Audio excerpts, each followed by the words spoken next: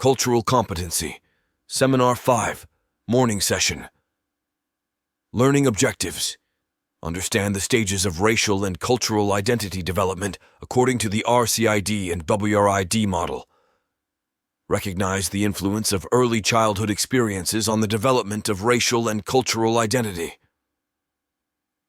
Identify the different stages individuals go through in recognizing their own prejudices and biases. Explain the concept of ethnocentrism and its impact on perceptions of culture and race. Describe the process of questioning and redefining one's racial and cultural identity. Discuss the importance of social action in eliminating oppression and disparity based on race and ethnicity. Recognize the challenges and pressures individuals may face in confronting racism and promoting anti-racist action. Cultural Competency. Cultural competency is a crucial aspect of effective support services, encompassing an understanding of various cultural contexts and their impact on individuals. Cultures come in diverse forms, including racial, organizational, community, religious, spiritual, and drug cultures. While some cultural aspects promote healthy interactions and meet interpersonal needs, others may be detrimental. How we approach these cultural dynamics can either support individuals or discourage their active participation in seeking support. It's not uncommon for people to grapple with cultural obligations that impose constraints on their choices and behaviors. Change talk. One strategy for addressing cultural challenges is to listen for change talk, which refers to inconsistencies indicating an individual's struggle with cultural norms and their desire to make a change. By recognizing and validating these incongruencies, mentors and service providers can support individuals in navigating cultural pressures and pursuing paths aligned with their personal values and aspirations. Multifaceted. Cultural competency is a multifaceted skill that impacts not only individuals providing services, but also the organizations they represent and the individuals receiving support. It involves a spectrum of cultural competence, ranging from cultural harm and blindness to inability and precompetence, and ultimately, competence.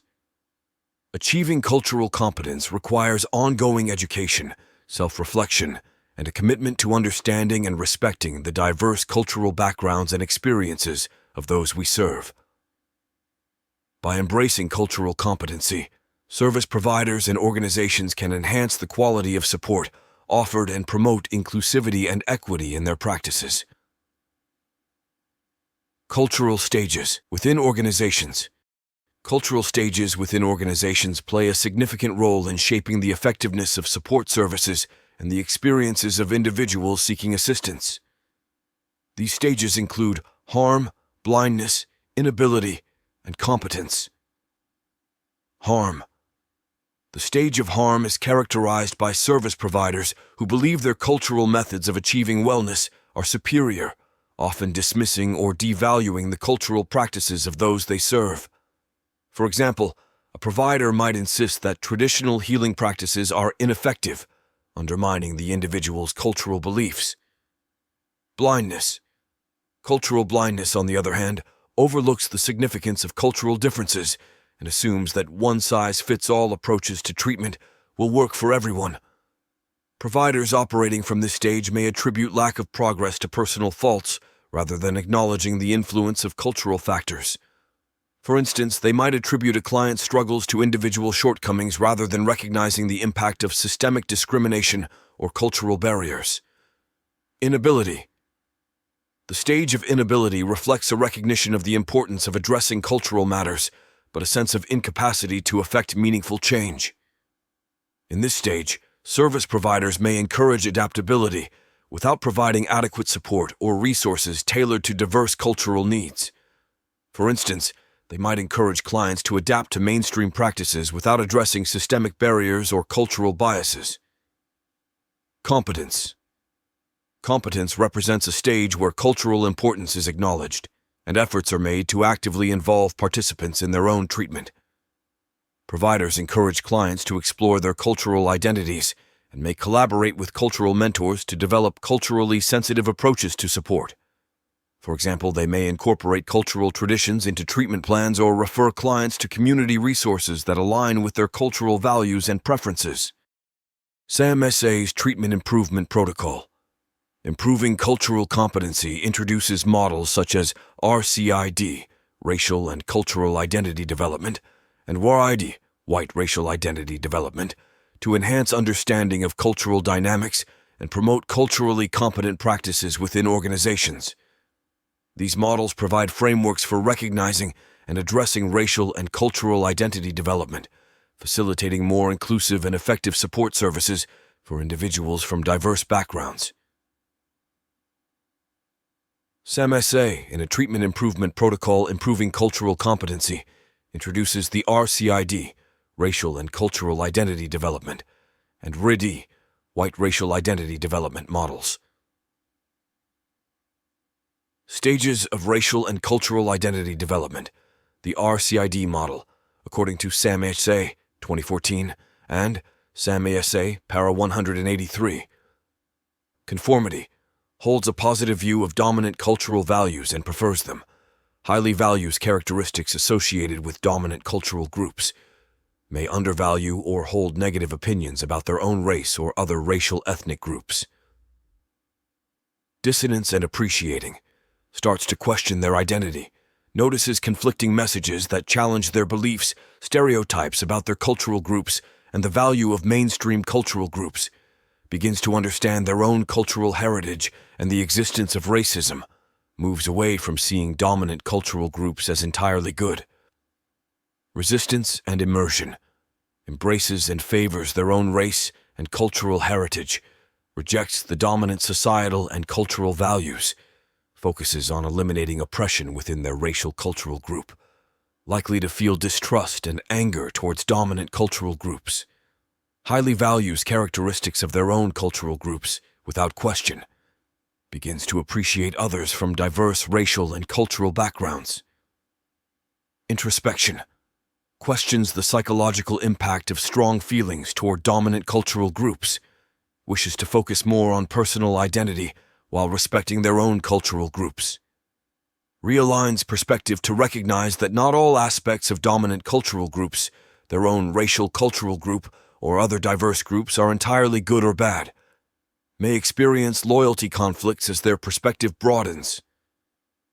Integrative awareness, develops a secure, confident sense of racial cultural identity, becomes multicultural, retains pride in racial identity and cultural heritage, commits to supporting and appreciating all oppressed and diverse groups, recognizes racism as a societal issue that affects everyone. The RID model. Naivete. During early childhood, a phase marked by curiosity or limited awareness of race. The child may receive explicit or implicit messages about other racial or cultural groups, maintaining an ethnocentric perspective on culture. Conformity. Shows minimal awareness of self as a racial individual. Strongly believes in the universality of values and norms, perceiving white American cultural groups as more advanced. May rationalize treatment disparities and be unaware of the beliefs that reflect this view. Dissonance. Encounters an opportunity to examine personal prejudices and biases. Begins to realize that the dominant society oppresses racially and culturally diverse groups. This awareness may evoke feelings of shame, anger, and depression about the perpetuation of racism by white American cultural groups, leading to questioning previously held beliefs or reinforcing prior views.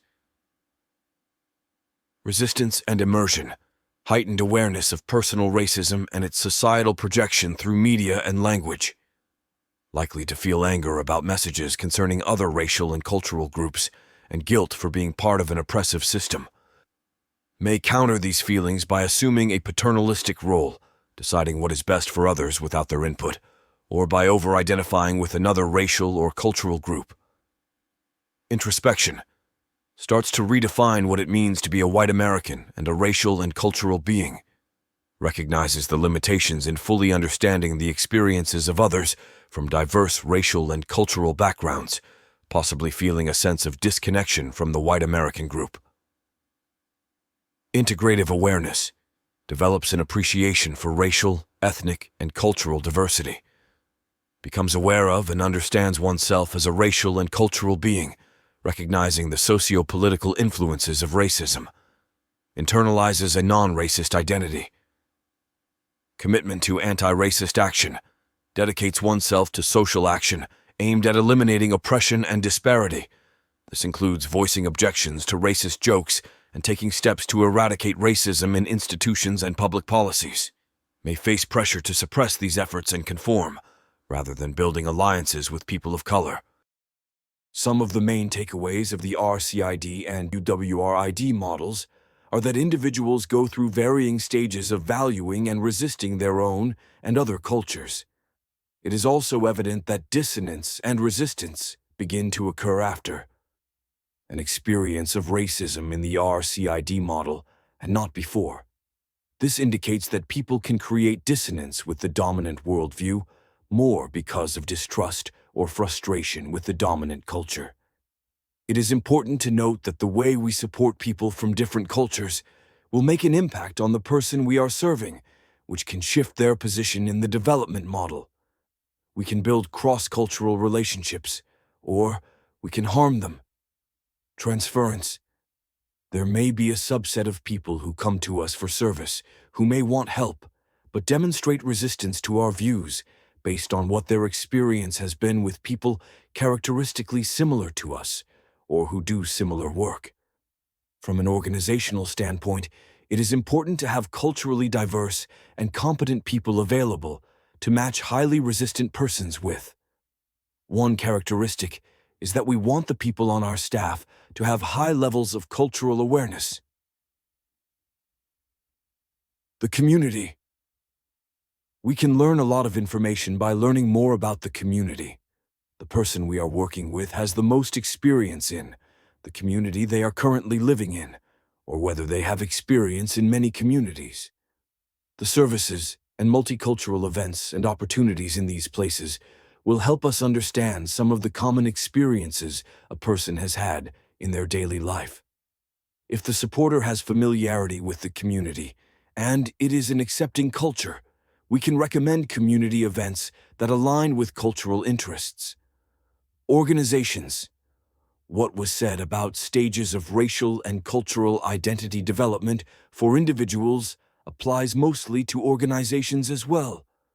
Although with organizations we may find many stages of cultural development coexisting simultaneously within an organization. It is important to remember that if any discriminatory practices are known to be occurring and are going uncorrected, there are government anti-discrimination agencies that will take a report of the information. For instance, we can contact the Civil Rights Division of the Department of Justice or the Equal Employment Opportunity Commission. Health disparities. Research shows that culturally diverse populations often suffer from health disparities. A Google search for health disparities results in finding hundreds of reports on health disparities. The results of health disparities can cause irreparable harm to physical and emotional well-being, and in some cases, death. In the work that we do as supporters, it is important to acknowledge now that all cultures of people, including those with mental health challenges, substance use disorders, racial backgrounds, religions, and other protected backgrounds need desperate services. It is also important to acknowledge that people of these backgrounds may have experienced more discrimination than support. While each multicultural interaction is a potential opportunity for growth, the main issue at hand is trust. Whether the person we are serving can or cannot trust us to take their cultural views, or their experience with stigma and discrimination seriously, or care for them as they would a person with a shared background, may affect cultural minorities in whether they will seek help, continue services, or end supportive services. With a world that is truly stacked against and stigmatizes people with differences, there may be few alternatives to solid and compassionate support. It is up to us, at a minimum, to eliminate cultural barriers and provide a space for a person to appropriately address cultural needs. Are your government representatives of the same culture as you? Do you see people from your culture on TV or in the news? Do you learn about your culture in schools? Are you watched when you shop in stores? Are your teachers and fellow students of the same culture as you? Are the police mostly the same culture as you? Do you feel judges understand your culture? Are hiring managers of the same culture as you at the jobs you are seeking? Do the people you work with have the same culture as you? Are there events to celebrate your culture in your area? Are there religious activities based on your culture in your area? Do people who provide supportive services, such as social work, psychiatry, or others, understand your culture, or are they of your culture? If you can answer yes to most of these questions, aside from, are you being watched in stores, you may not understand how alone and isolated you can feel when your answer to the questions is mostly no. Determining how best to help a person of another culture than your own can be hard, but by learning from them, connecting them with other people from their culture, and advocating for cultural acceptance, we can begin to repair some of the damage of the harm that is caused when a person's culture is not reflected in everyday life.